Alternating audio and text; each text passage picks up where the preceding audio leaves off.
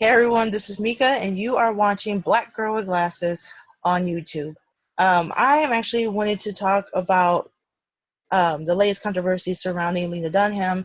She is the creator of the HBO series Girls and the autobiography, the autobiography, um, Not That Kind of Girl. So she literally got herself into trouble this week, or this past week rather, when she accused athlete Odell Beckham of rejecting her because he was not into her body.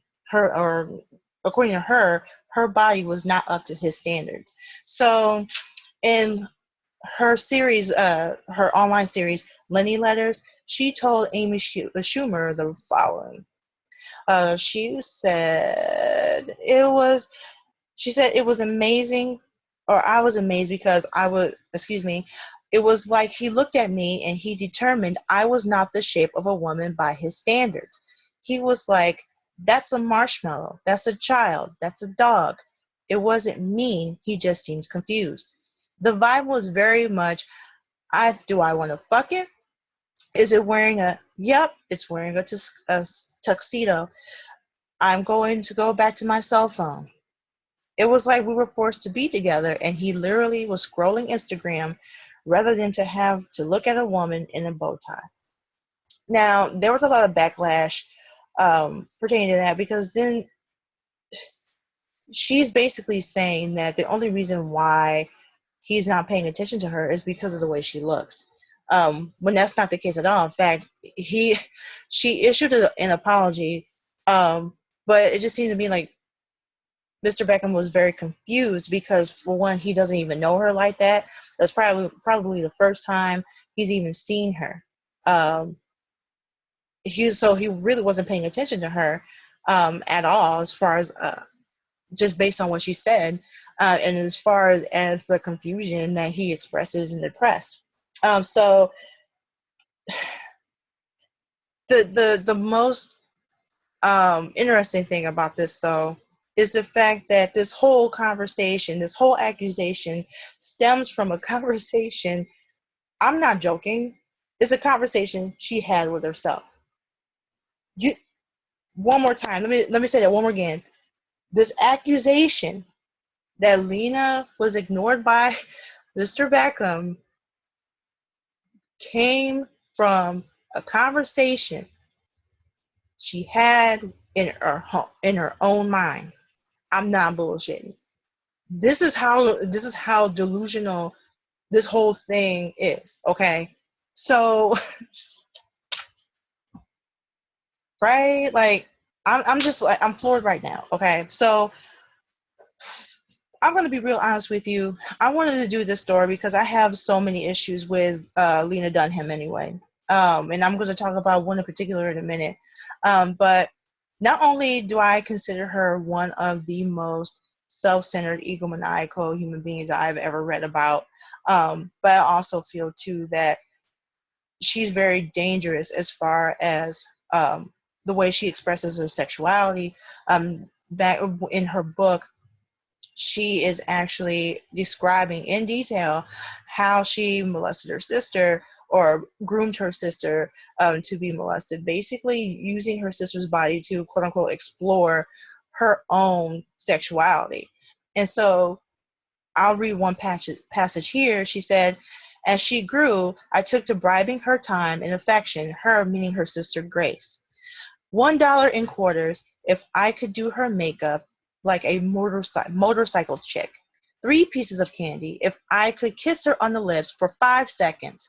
Whatever she wanted to watch on TV, if she would just relax on me. Basically, anything a sexual predator might do to woo a small suburban girl, I was trying. Okay. So she basically talked about how she victimized her sister, and this is one of many instances. The abuse didn't really stop until Grace got a little older, maybe in her teenage years. But basically, Lena, that's not the worst of it. Lena, at one point, stuck, objects into her sister's vagina when they were very young, and her mother said nothing about it. In fact, I don't even think her mother knew what was going on. And if she did, she definitely didn't say anything about it. And that in of itself, to me, is an issue because she never did take any. When I say she, I mean Lena. She did not take any responsibility or hold herself personally accountable for basically acting like a sexual predator. In fact, when people called her out on it, the first thing she said was like, "I would never do my sister like this. Um, it's disgusting. I was fucking disgusting." She went on Twitter to do all this. Um, Basically, try to sue a certain press blog or a certain blog rather, and ended up backtracking once this reporter basically had proof that this is what she said, getting more and more excerpts from her book. And like I said, that's not the worst of it. And this is a pattern that she has a tendency to pull off. Whenever she is caught doing something controversial, she will go to the press and basically say that she was joking about it. She did the same thing with this whole thing with Odell, saying that she didn't mean to and that she was joking about it. And this is her, she meant exactly what she said. But this is her negating responsibility and personal accountability. And the only reason why she even apologized is because she was called out by many black feminist bloggers and reporters. And she's not joking. She always talks about talk about joking about about sex and sexuality, but that's rarely the case. In fact, a lot of what she says about sex is extremely disturbing, if not creepy altogether. Like, she gives me the creeps on many levels because of her perception and her ideologies around sex and sexuality and body image. Um, and this is a testament to her white feminist ideologies. And that's the main thing that I want to talk about. White feminism focuses primarily on sexuality, body politics, gender, and economic inequality from a Eurocentric perspective. This allows a lot of white women to fight only one form of oppression, and that's sexism. Anything that pertains to sexism or pertaining to women, to white women, sexism is always brought into the conversation, and it stays there. There is no talk of intersectionality whatsoever. There is no talk of any other forms of oppression, such as racism, the type of racism that affects people of color, black folks in particular, on a regular basis. And this is a problem. This is a problem I have with white feminism, because it allows people like Lena to not take responsibility for what she has done. And this is why I'm nowhere near surprised when she pulled this bullshit with Odell, because like a lot of white feminists, her ideology, like I said, lacked intersectionality. This means that intersectionality means that is when oppression affects everyone differently. If she had that knowledge and she knew what intersectionality was, she wouldn't have pulled what she did with Odell, because she would have known about the racist implications of her actions. Back in the 50s, 60s, even now, in in many eras, um, black men and boys were accused by white women for sexual misconduct. Most of those men and boys were innocent. There are many stories of like contemporary stories about black men and boys being thrown in prison because of a false rape accusation made by a white woman, only to find out years later that evidence, whatever the evidence that was presented in court, it was based on falsehood. Basically, the whole thing was a lie. And it seems to me like these men and young boys, they lose their education. I've read stories of men losing their lives, their education, their anything pertaining to a normal existence because of the type of bullshit that Lena has pulled. men have lost their lives because of these types of false accusations. There is this there's this history, this racist based history of Black men being aggressive, Black men and boys being dangerous, and white women needing to be protected.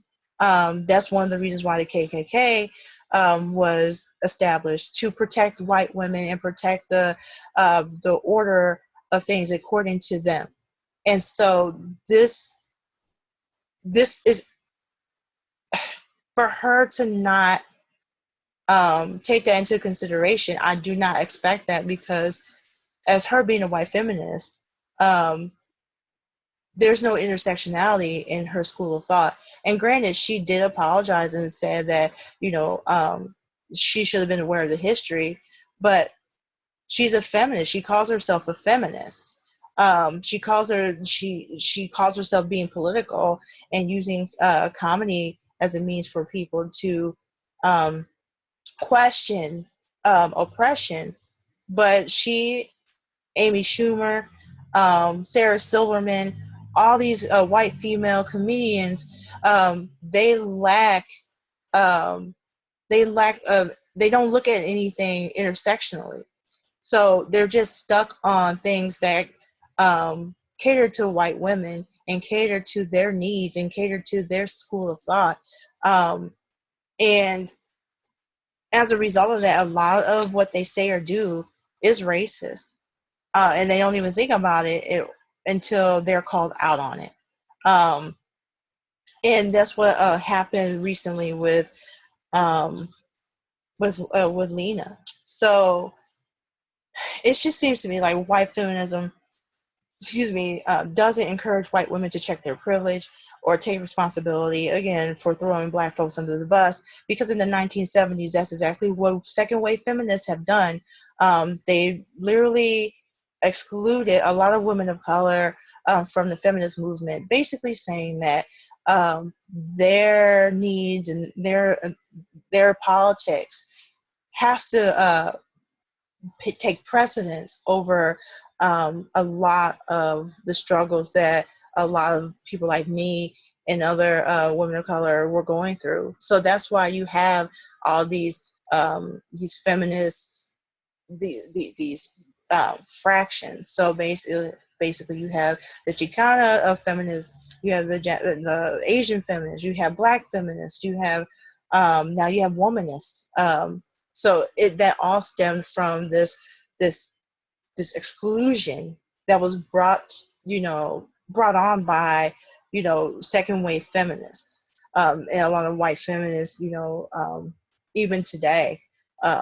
So it's like, long story short, Lena Dunham is a sloppy broad who needed to disappear long ago. Like, she needed to disappear from the limelight long ago. The fact that she's still out here making money after molesting her sister and fabricating stories, one-sided stories about men, not wanting to be with her and sexualizing someone else's body, speaks volumes to her white privilege. And I also feel too that this also highlights her false sense of entitlement when it comes to sexuality and the human body. She honestly believes that she's entitled to Odell Beckham's black body. And this is not the first time she's actually used a black body, talked about having sex with a black person and dehumanizing that person for her own sexual needs. She has a post on uh, on Twitter right now that's saying that she dreamt of being a prostitute and having sex with a African American rodent. So she, right off the bat, and she did this in 2010. Like, she was in 2010, she wrote that entry in on Twitter. So it just seems to me that she does not care for the black body. She sexualizes it and uses it for a comedic effect. At the same time, she was literally use someone else, or use her fame and use her her writing as a platform to go after anyone and anyone or anything that rejects her, or she feels, you know, or when she feels rejected. So to go back to what I'm saying, she just felt like she was entitled to Beckham's body. And when she could not have it and he was not paying attention to her, she used Amy Schumer, who's a hot fucking mess in of herself, as a sounding board to publicly shame this man who's, like I said before, like is confused. He is extremely confused about, you know, what is being said to him or said about him, because he seriously does not know who this bitch is. So it's just like, y'all, like, this is a, and what she did, like, as far as publicly shaming him, like, this is a tactic used by sexual predators all the time when they feel like they're not getting their way, either when they're feeling rejected or their crimes have been disclosed by victims or the press or whomever got that information about them. So it backfired on her, though, because she's sloppy. She's very sloppy, just like the tux she was wearing, you know, at the Met Gala. So it's like, I was just thinking to myself, like, all this shit could have been easily avoided had she known about intersectionality. And she would have just pretty much kept her mouth shut and just left this man alone and just enjoyed herself at this gala without trying to just cause some shit. She's always she's always starting shit. You know what I mean? That's why she's always in the news. It's just simply because she's always starting shit. You know, there doesn't have to be some shit. So, with that being said, that's all I have about Lena and her delusions of grandeur brought to light by white feminism and her sloppiness. So, I'm just so I'm just so tired of this woman. Like, she really needs to go on about her business. She should not be famous. Granted, she's not. I used to think that she was like the white Woody Allen, or the white Woody Allen, like she was a female Woody Allen. But it just seems to me that I don't even know what to call this other than delusions of grandeur. And because of her lacking responsibility and lacking accountability and being catered to by fellow white feminists such as, you know, Taylor Swift, Amy Schumer, Sarah Silverman, and all those other sloppy individuals, she's going to keep doing what she's doing until she's going to say something bad enough to where even her fans can't even like stand up for her anymore. So that's all the time we have is 7:28. So if you like this video, please join me next week. I'll be filming these videos every Monday at 7. And next week, on September 12th, I'll be discussing sex abuse in the Black community and how survivors can actually start the healing process. You can also catch Black Girl with Glasses, at least the blog anyway, on WordPress, Facebook, and Twitter. And there was something else I wanted to say. I guess not. I think that's about it. Again, September 12th at 7 o'clock, I'll be doing a video on sex abuse in the Black community and how survivors can start the healing process. On every Wednesday, I will be posting a blog entry in the Black Girls with Glasses blog on WordPress, and you can actually find the blog on WordPress. I'm also on Facebook and Twitter. So thanks again for watching, and so until next time, love, peace, and fake chicken grease. See ya.